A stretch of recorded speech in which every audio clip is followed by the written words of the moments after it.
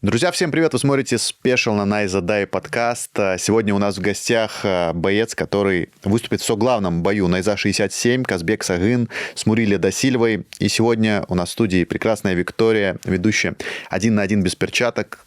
Ты, кстати, у Виктории был же, да? Нет. Нет, еще не был. Вот надо договориться, чтобы ты стал следующим ее гостем. После Без победы, проблем, да. я надеюсь. В этот раз не так много дней уже до боя у тебя осталось, поэтому мы решили тебя не терзать Фанилем Рафиковым. У нас обычно ПХЗ, куда мы приглашаем. И сегодня прекрасная Виктория будет задавать тоже тебе вопросы. Отлично, да. Давай начнем с самого начала.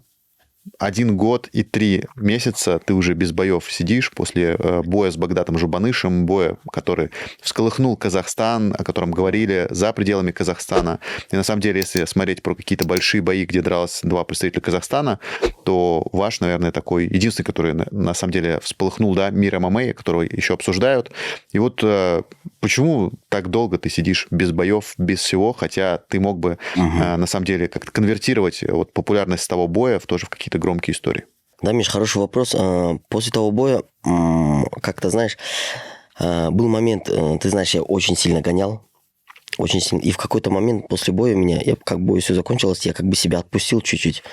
И после весогонка меня очень сильно сломало в тот момент. Я решил что-то отдохнуть. Отдохнул месяц, 1,5 даже. Отдохнул после боя. Года 3 месяца? Да. Нет, ну сейчас, после этого боя. Я потихоньку начал в тренировочный процесс входить. Я получил травму. Обратно же колено. Я не знаю, как это получилось. Вроде не сильно получил. И в такой же момент я тренировался. Я понимаю то, что она у меня беспокоит. И таким образом, знаешь, вот как-то не получалось полностью в режим ходить. И не получалось как-то и с коленой разобраться. И после травмы я только через 3 месяца только операцию сделал. Ну и восстановление туда-сюда. Как-то сразу не пришлось мне сразу столь сделать. Ну, это была моя, наверное, главная ошибка, наверное. Надо было сразу взяться за эту травму. И один из таких больших аспектов было вот весогонка у меня, знаешь, после такой сильной весогонки у меня, знаете, желание к спорту, наверное, такое попало. Не то, что желание к спорту, желание вообще вес гонять. Я так наладиться тренировался, а сейчас, спустя год, 3 месяца, я понимаю то, что я очень сильно отдохнул, и сейчас у меня глаза, знаешь, обратно загорелись, я уже весовую категорию сейчас поменял для себя. В этой весовой категории я чувствую себя комфортно, потому что основной свои бои я проводил 57 килограмм. 57 килограмм у меня, знаете, более во времена, когда я дрался с Багдатом, тогда я не был полностью восстановленный после весогонки. Это было, наверное, 60%, поэтому я чуть, наверное, залился туда-сюда.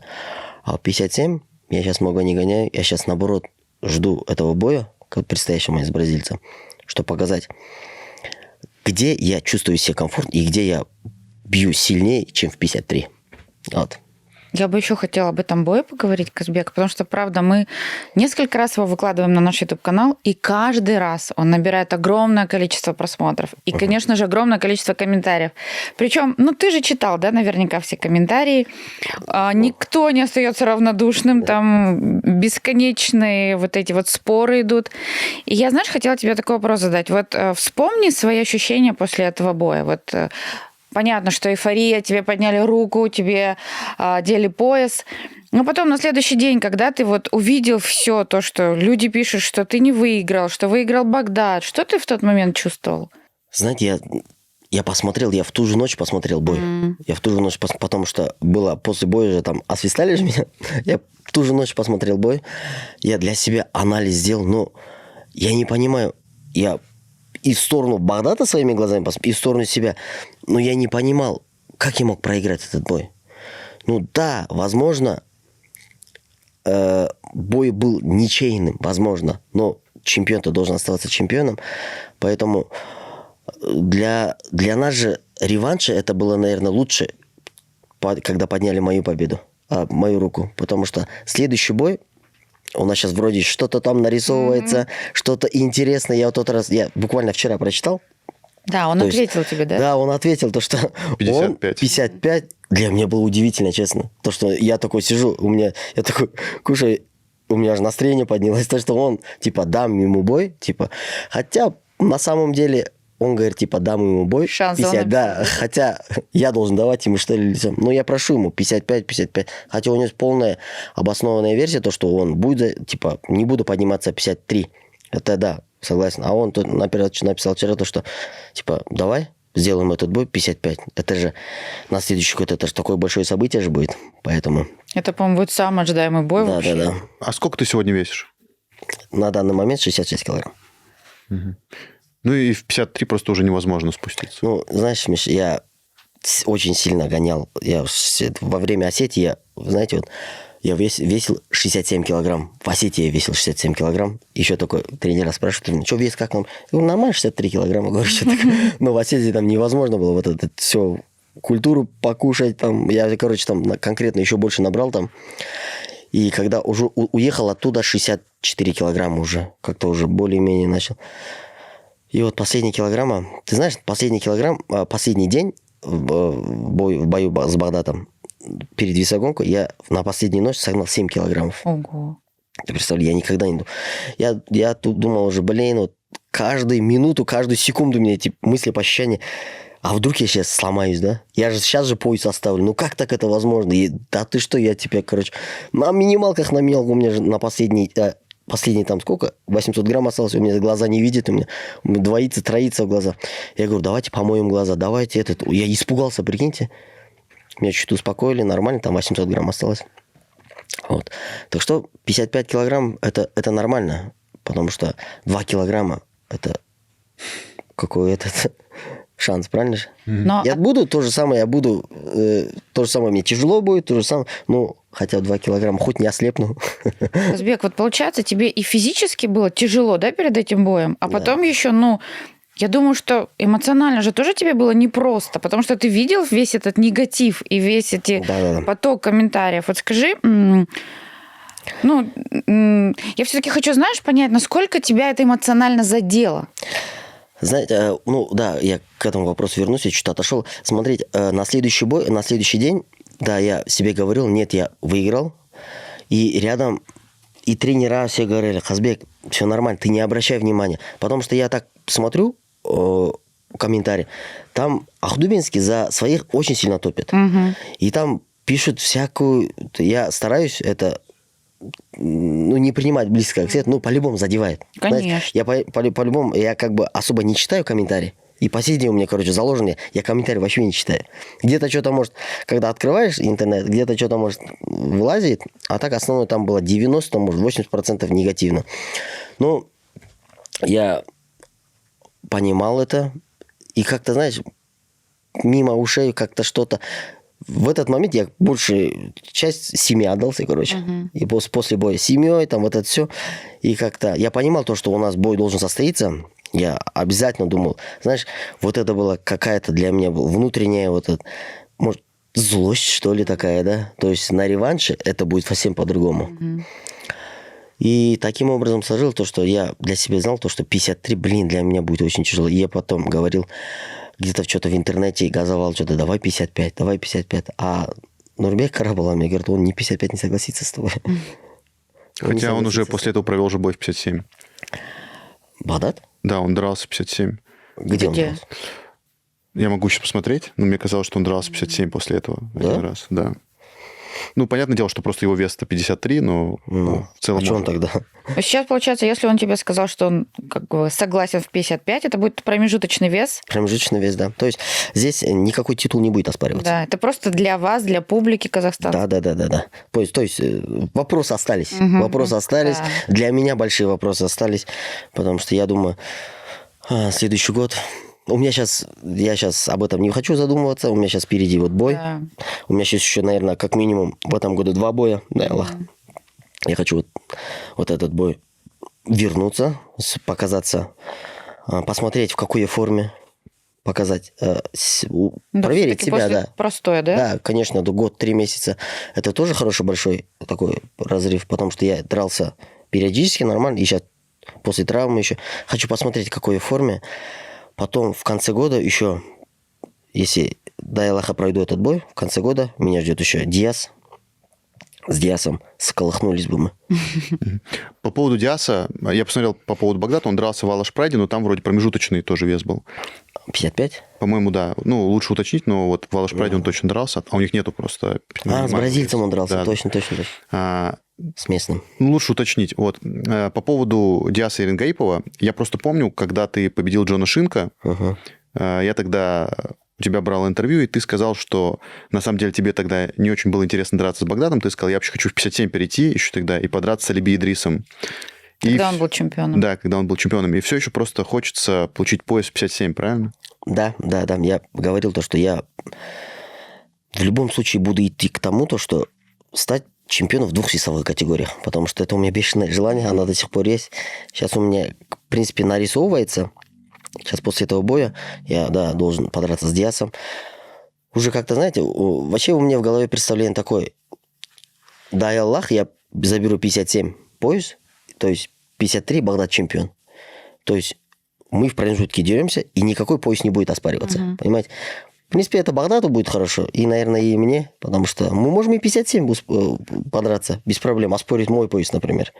Но я 53 не спущусь. Если он сможет, я скажу, если давай не 55, давай ты хочешь, если это, давай 57, уже оспаривать мой пояс. Да, Аллах, если я Диаса выиграю, в конец года, и тогда уже будет у него какой-то шанс. Ну, наверное, нет, он не согласится. 55 все. Слушай, а ты вот закончи историю эмоционально с Багдатом. А вы с ним после этого боя вживую так не виделись, не пересекались?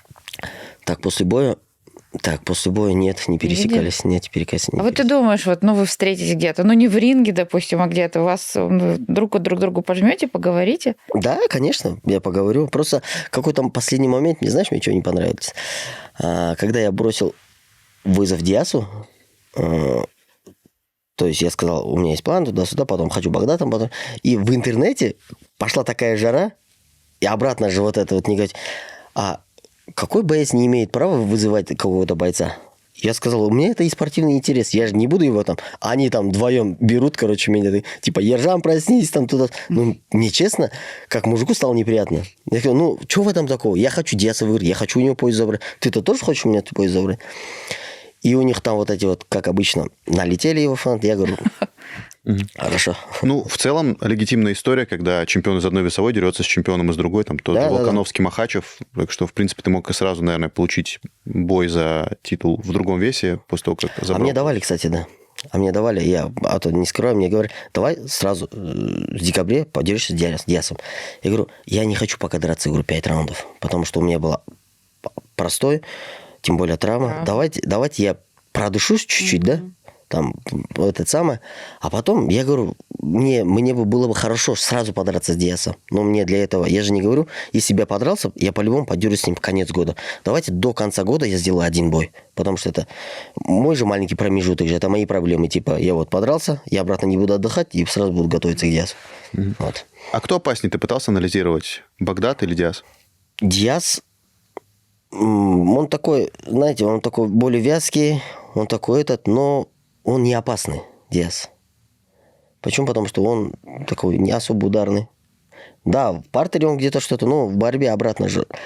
Я не думаю, чтобы он что-то... У меня есть хороший геймплан насчет него. По идее, я в голове кручу то, что мне даст его выиграть. Я знаю его слабые стороны. Вот. Они оба в одном уровне. Что Багдад, что Диас. А ты сейчас на сборах был вместе с Асус? Да, мы прошли, горный сбор прошли мы. Повозились там, да, что там конкретно мы. Как тебе с 14 номером UFC работает в парах? С Асу? Он мне всегда был с Асу кайф работать. Значит, у нас вот этот... Бывает, когда... Что с Асу приятно работать? Хорошо даже, в кайф. Когда заканчиваются у нас силы. Вот бывает у нас... Тренер Эдуард, он любит, когда у нас все, мы уже заканчиваем, у нас нету сил, а он говорит, давайте до балла, и мы, характер. И вот что, Асу, он не ломается, возможно, где-то я могу сломаться, да, но он не ломается. Красавчик, вот что мне нравится Асу. Ты вот сейчас видишь, что Алмабаев, поехал в Америку, уже подводится в Килл-Клиффе. Также ребята как раз из Диркин Куш и Багдад Жубаныш, я так понимаю, вместе с ними поехали в American Top Team. Когда ты видишь, что ребята мечтают попасть в UFC, что у тебя в душе происходит в этот момент? Когда они мечтают. Да, у тебя еще вот в голове есть какие-то мысли о том, что вот заберешь ты пояс на ИЗы еще в одной весовой категории, сделаешь супер бой с Багдатом Жубанышем, а что дальше?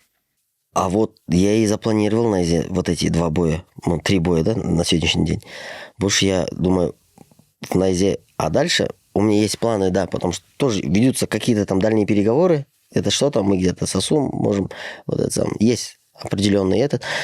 Меня сейчас что удивило, Юркункушцы вообще молодцы, пацаны.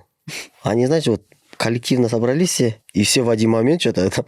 Мне это очень сильно удивило. Хотя мы уже 2 года ходим, никто из нас не может визу нормально получить. Или к этому серьезно не относимся, что ли, или что? Ну, я 2 раза отказа получил. У тебя нет визы, да, сейчас? На данный момент нет. Но сейчас я буду с этим серьезно заниматься. Ну, как раз конец года, начало года. Я думаю, с Найзой мы уже порешаем свои вопросы по бою. А дальше уже в следующем начале, середине следующего года я уже планирую где-то оказаться в другой лиге.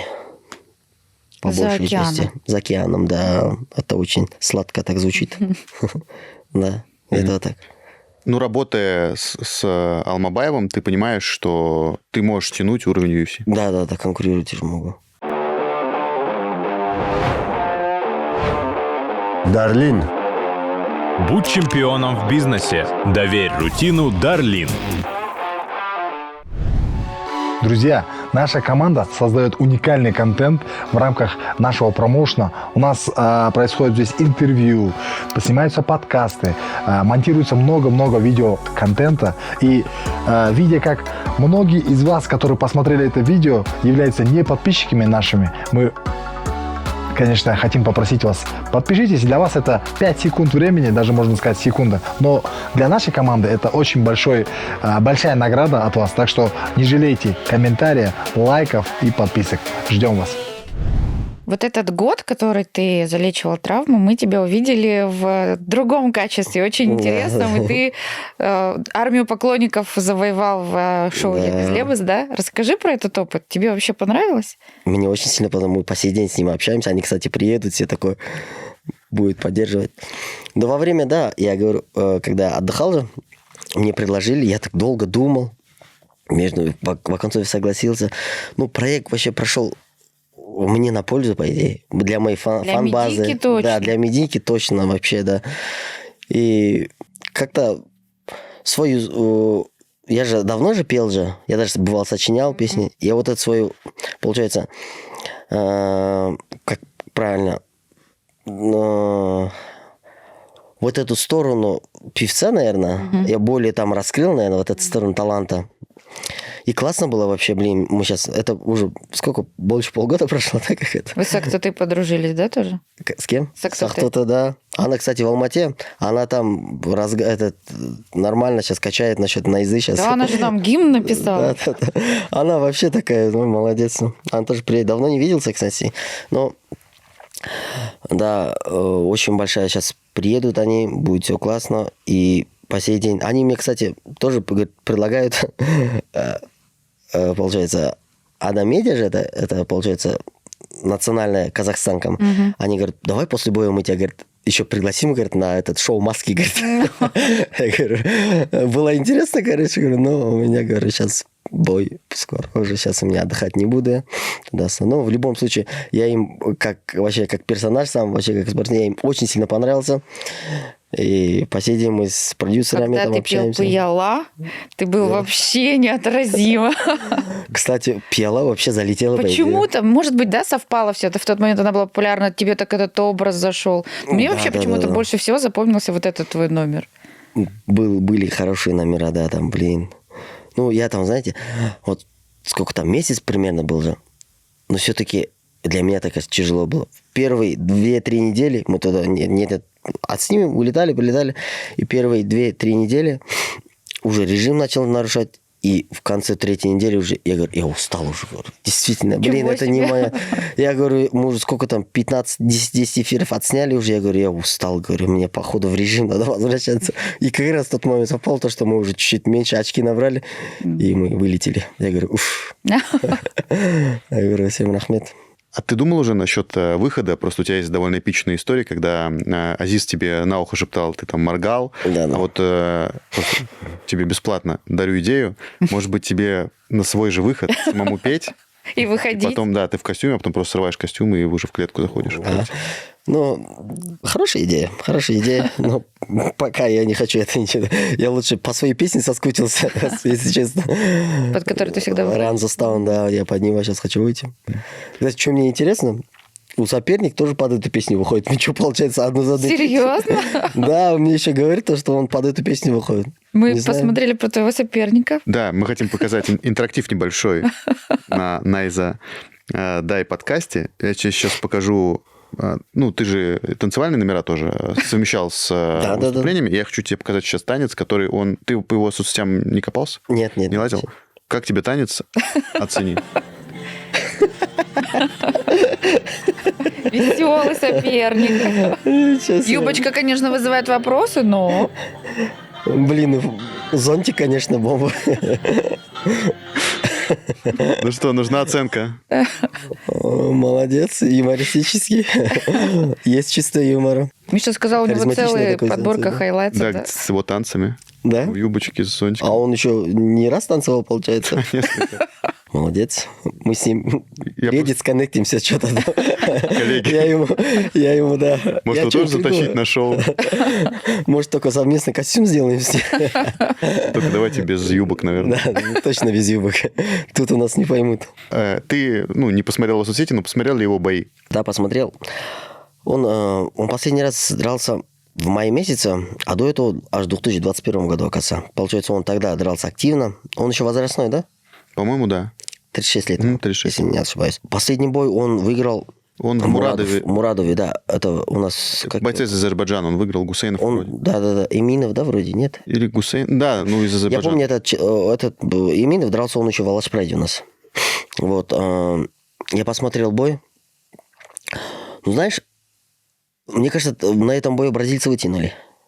Потому что там была явная победа. Ну, ладно, хоть даже раздельная победа была азербайджанца. Потому что, понятное дело, там в этой лиге чемпион Тимиров. Они хотели этого вытащить на Тимирова, чтобы более-менее у него была какая-то история с бразильцем. Ну, понятное дело, его готовили к UFC. А так получилось, То есть что он Тимирова его выбрал, подписали. а того подписали уже. То есть это уже не... Это уже на меня подготовили. Ну, такой бьющий, такой в партере не борется вообще, не любит он бороться. То и для меня хорошо. Хотя и без разницы. План есть на него. Мне сейчас надо, главное, не торопиться первый раунд. А то бывает у меня включается вот это вот. Сразу на него. Нет, хочу чуть пощупать. Потому что у нее длинные руки. Чохаро, он, когда заходит, он в ближней дистанции хорошо работает, кстати. Поэтому мне надо будет крутить его, крутить, закрутить. А потом уже докручу я его где-нибудь. Желательно мне отодраться 3 раунда. Знаете, не хочу вот это вот. Где-то что-то. Возможно, даже где-то, если даже зацеплю я его, я дам ему, наверное, какую-то возможность, наверное. Не буду заигрываться, но вот по поводке я буду держать его. Хочу отодраться полные 3 раунда, там, прям, не знаю, там, в октагоне прям продышаться, пропердеться, что ли, такое, чтобы нормально было. Я подготовить должен себя к Диасу на 5 раундов. А с Диасом ты просто говорил, что знаешь его слабые стороны, и сейчас говоришь, что надо подготовиться на 5 раундов. Ты видишь именно прям что-то такое 5 вязкое, раундов я долгое, вижу, да? да, с ним. Я с ним 5 раундов вижу, потому что в досрочку, да, туда-сюда, это будет, наверное, нет. 5 раундов, да. Это будет такой мощный 5 раундов. Они с Багдадом на одном уровне. Там плюс-минус. Важности нету. Тот, возможно, будет скоростнее. Это чуть объемнее, так, особо туда-сюда. Какие-то контрольные спарринги за это время у тебя были? Вот за год и 3 месяца было такое, что вот вы заходили там в клетку, или, не знаю, может быть, просто на матах, но прям 5 по 5 или там 3 по 5? Да, мы хороший кэмп отработали. У меня в горах мы больше акцент давали на борьбу. Сюда спустились, уже больше мне надо будет как минимум отработать там раундов 30-50 должен был отработать за весь кэмп. Я отработал эти раунды, да. Последние эти у нас уже тестовые были. Я каждый раунд мне заходили новые оппоненты. Со всеми хорошо отработал. Вот я почувствовал себя, то есть... Ну, все-таки в тренировочном процессе чуть по-другому. А там я постарался себе уж загнать в ту позицию, где я уже не мог руки поднять. Нормально. Я видел в Инстаграме, у тебя есть как раз история, где рядом с тобой Асу стоит, и Нуртас, по-моему, держит лапы, и они прям тебе кричат, типа, давай. Уже на последних. Нуртас? Ну, ты по боксу тренер. Ораз. Ораз. Ораз, да. Они этот... Я же скоростнее же, они не могут, когда скоростнее, они такой же, они в том же поддержке, Биржан у нас, казаха, видишь, такой курялмау такой, они прикалываются, мужики, да, поддерживают нас, а когда вот я лапу бью, они вот со стороны смотрят, они любуются, по идее, как Флэш бьет лапу. Завидуют. Да, завидуют. Не знаешь, Казбек, интересно, вот ты, по сути, год, ну, у тебя была травма, но у тебя была жизнь совсем другая, да, не спортивная, такая медийная. Да, Ты выиграл пояс, эмоционально ты какой-то мог поставить точку. Откуда ты взял в себе силы сейчас и вот такой голод, условно говоря, чтобы вернуться, не просто вернуться, но и ты сразу же бросил несколько вызовов и Диасу, и Багдату. Вот скажи, откуда, что тебя сейчас драйвит на эти бои? Я задавался, кстати, вопрос этот хорошо. Оказывается, я не могу жить таким жизнью, просто чтобы сидеть и постоянно, вы правильно говорите, драйве, и постоянно в таком жизни на максимализме. Вот это чем меня заряжает, потому что я никогда не искал себе слабых соперников. Потому что во время подготовки, если понимаю, то, что он там туда-сюда, там слабый, там туда-сюда, я буду себя чем-то ограничивать. А когда я вижу, я наоборот, знаете, загоняю себя в ту позицию, более дисциплинированный, более голодный в этот момент. Я вижу то, что вот этот бой даст мне как минимум опыта, как минимум он даст мне большие мединки, и люди поймут то, что мне-то что осталось? Я максимум могу в моей же весовой категории могу 3 года. Я 3 года хочу выжать из себя. Получится? Получится. Не получится? Пойду петь. Такой. Ну да, у тебя теперь есть план «Б». Главное не пить. Да. Пойду петь. Такой, да.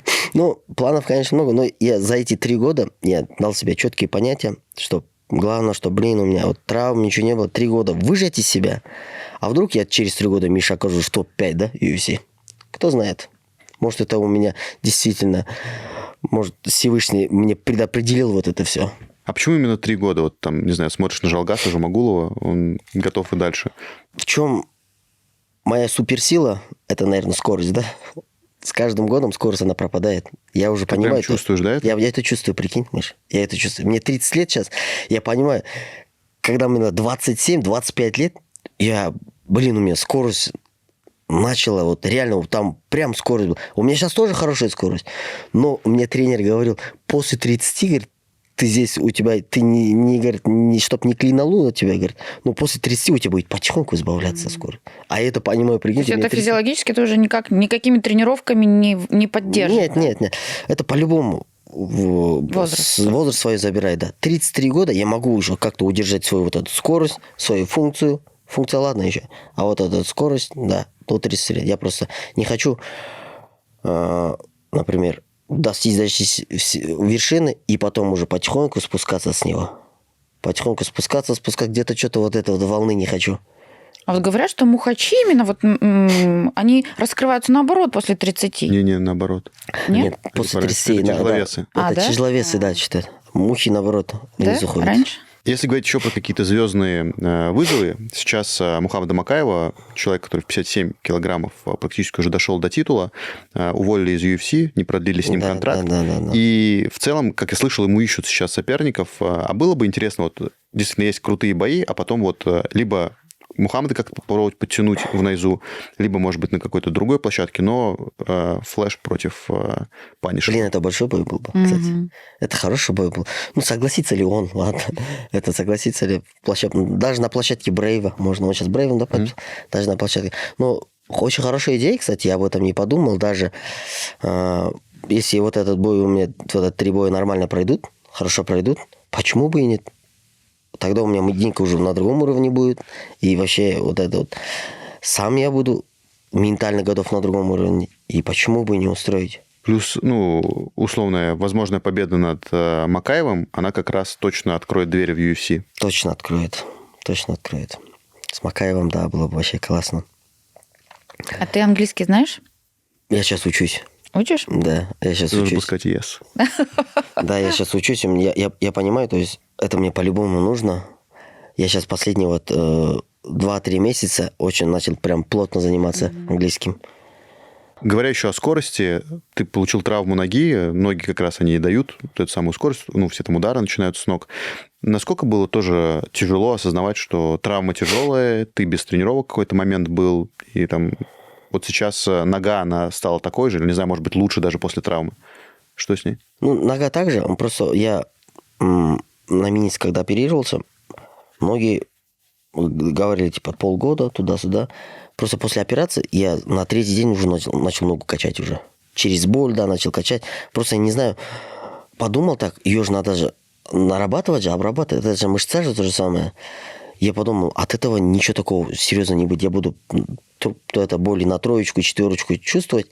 И знаете, месяц, да, после этого, получается, после операции месяц я уже начал ходить. Я уже начал, да, уже месяц, 2 недели, я уже начал полностью приседать уже. Понимаете, да? А то есть говорили, типа, не надо, надо. Просто я так посмотрел, почитал, говорит, надо. 2 месяца я уже, когда мне говорили полгода, 2 месяца я уже шанарки боролся уже. После операции, после 2 месяцев. Вот, я быстро восстановился. Сейчас она не подводит у меня. Да, она постоянно, я не мог там полностью на карты садиться, когда вот это сам. Сейчас более-менее, слава Всевышнему, нормально у меня нога сейчас. Вот ты сказал, что тебя в трудные времена семья поддерживала. Как сейчас твоя жена отреагировала на то, что ты решил вернуться и в такой активный ритм входишь? Да, она знаете, говорит, что, обратно, что, начинаем? Я говорю, начинаем, говорю. Ну, она понимает то, что я не могу без этого. Я где-то что-то, даже мы с ней когда общаемся, я говорю, мне надо то сделать, я вот это хочу. Что, обратно будешь? Говорит, она говорит, у нас дома Багдад, как он, этот, наверное.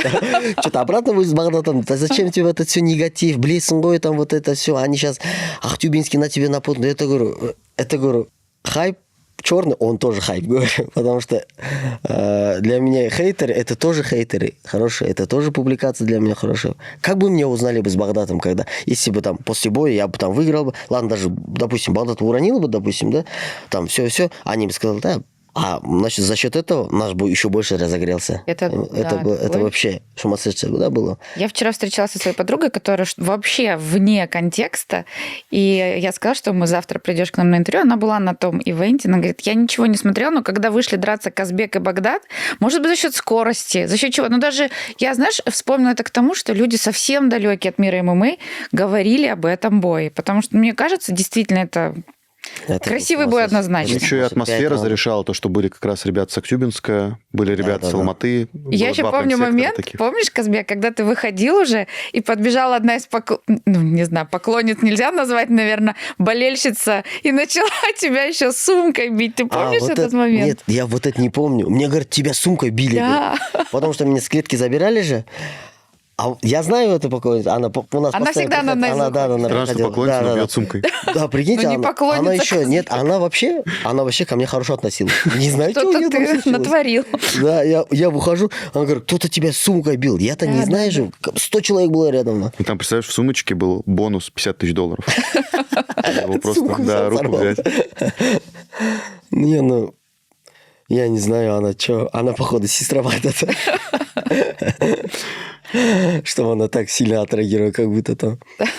Обсуждали ты с Шавкатом то, что он будет как-то в углу у тебя или будет помогать? Просто в прошлый раз, когда вы как раз с Багдадом дрались, он находился в углу, кричал подсказки. Не знаю, слышал ли ты их или был там сконцентрирован на Эдуарде, но Шавкат прям переживал и за тебя тогда... Да, я Шавката слышал, да, Альдар Болот, я 3 человек я явно слышал. Азиза слышал, Альдар Болот, еще Шавката слышал.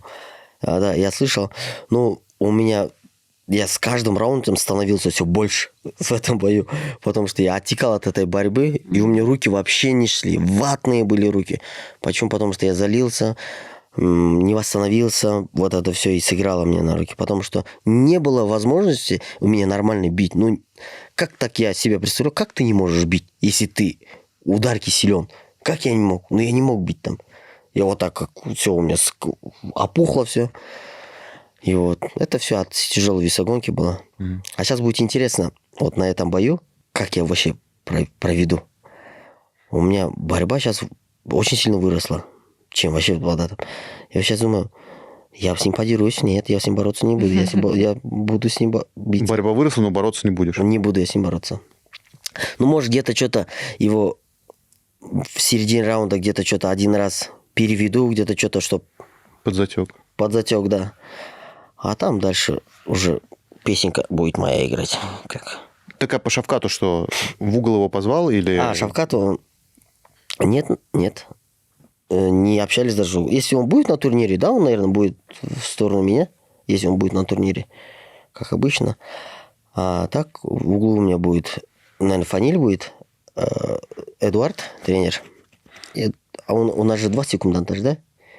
Или у вас главный? главный, да, до 2, наверное. Главный будет 3, да? Да, в главном 3 разрешено. Ну, может, вам исключение сделают. Ну да, наверное. Ну, 3, наверное, будет у нас. Раз. А тебе не обидно, что у тебя соглавный бой, а не главный? Ну да, есть такое. Я думал, можно главный поставить. Хотя у них с Акимжан с этим есть предыстория. Ну ладно, ничего страшного. Ну и плюс Народ-то соберу я. Ты не захотел драться 5 раундов еще? Да. А они 5 раундов дерутся? Не знаю, 3 точно. раунда, походу. Ну ты точно же не захотел, поэтому, может быть, это стало причиной. Мне кажется, они 3 раунда будут драться. А ты смотрел бой первый Акимжан Пуне? Я там был на турнире же. Да? Точно, да. Я был на турнире. Блин, бой тяжелый был. Капец. Джасик, он недооценил просто его. Он вышел такой, но он еще не такой в форме был. Да, там было видно Слабый. бока. Там он отекший был, Слабов. Устал он вообще отек. Тот хорошо. Ну, Джасик, он сейчас понял, мне кажется, ошибки он исправит свои. Мне кажется, в этом бою он должен досрочить. Как минимум должен. Чтобы он закрыть эту победу, это поражение. Я думаю, выиграет Джасик. А вот трек, под который ты всегда выходишь, он будет в живом каком-то аккомпанементе или пока нельзя рассказывать?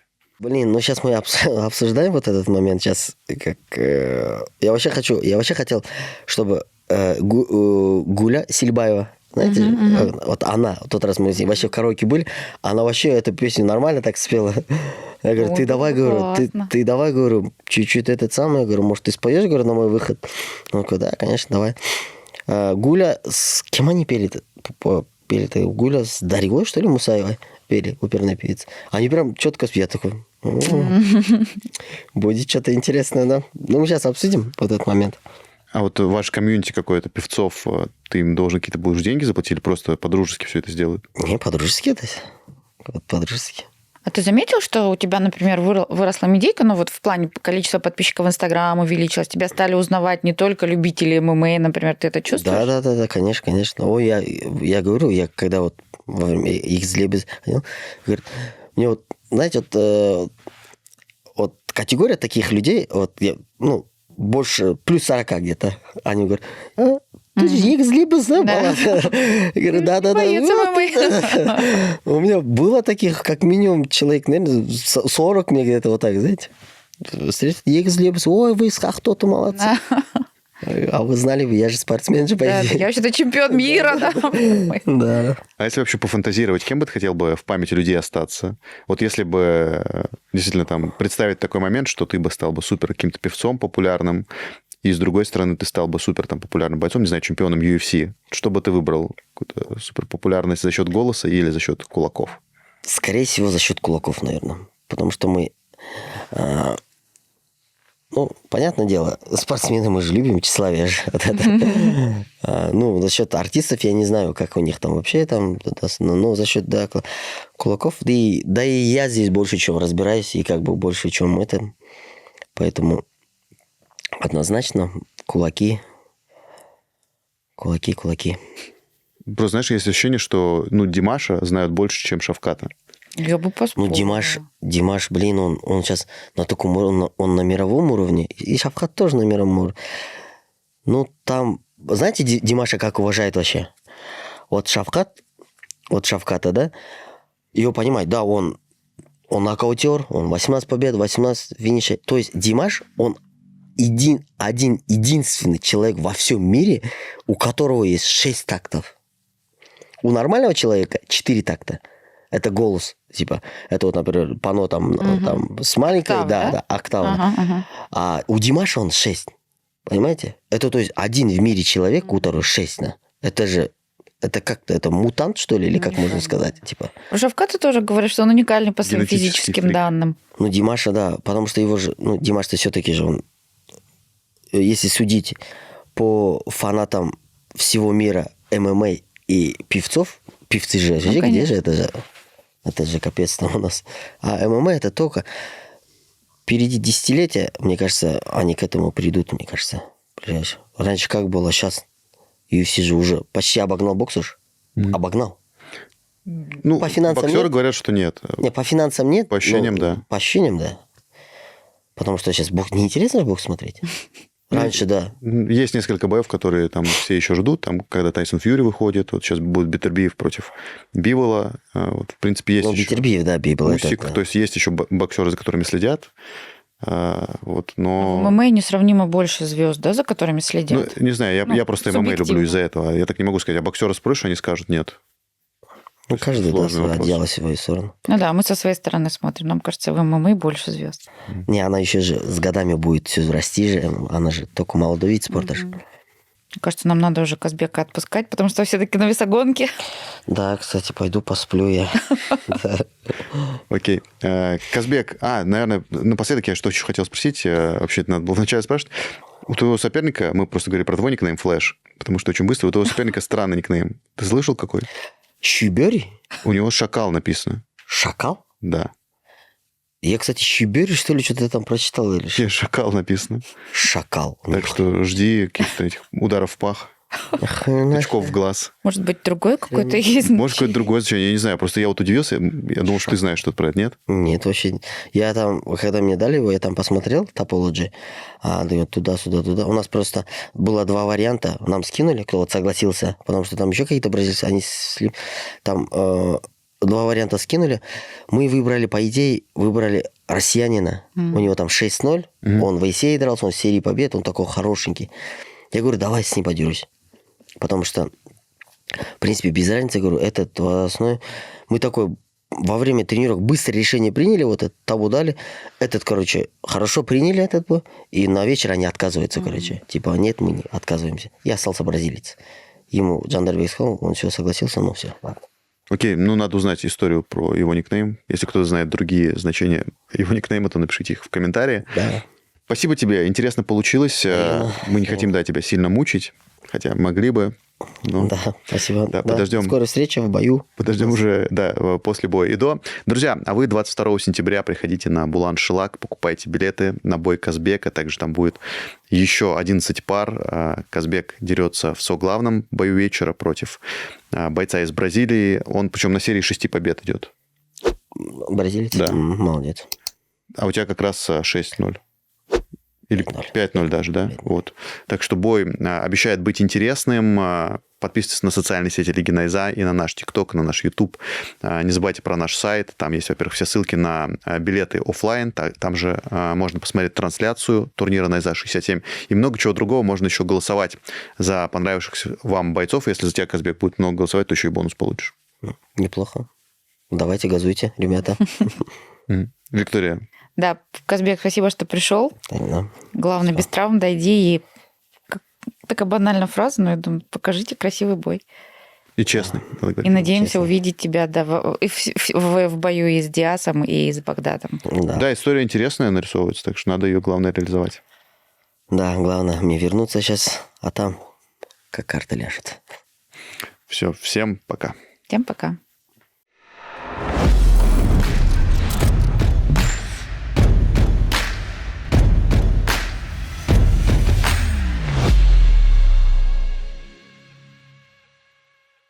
Найза Кэмп Реалити. Ақтау қаласында 16 бойцов будут тренироваться под руководством двух чемпионов Фаниль Рафиковым и Данилом Донченко. Тек екі мықты жауынгер Найза лигасында кәсіпқой жекпе-жек өткізеді. Найза ТВ YouTube каналына көріңіздер. Приятного просмотра!